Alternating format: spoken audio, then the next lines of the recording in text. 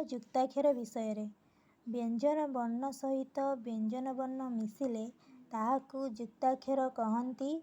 ଏହାର ଅନ୍ୟ ନାମ ଯୁକ୍ତବର୍ଣ୍ଣ ବା ଯୁକ୍ତ ବ୍ୟଞ୍ଜନ। ଅନୁନାସିକ ଯୁକ୍ତାକ୍ଷର କହିଲେ କ'ଣ ବୁଝ?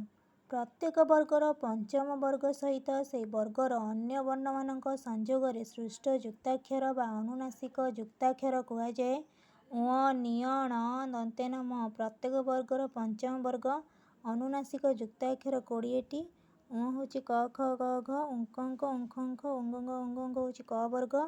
ଣିଅ ଚ ଛ ବର୍ଗେ ଜ ଝ ଞ ଞ୍ଚ ଞ ଚ ବର୍ଗ। ଣ ହେଉଛି ଟ ଠ ଡ ଢ ଣ୍ଟ ଟ ବର୍ଗ। ଦନ୍ତେନ ତ ଥ ଦ ଧ ନନ୍ତନ୍ତ ନନ୍ଧନ୍ତ ତ ବର୍ଗ। ମ ହେଉଛି ପ ଫ ବ ଭ ମମ୍ପମ୍ପ ମମ୍ଫମ୍ଫ ମମ୍ବମ୍ବ ହେଉଛି ପ ବର୍ଗ।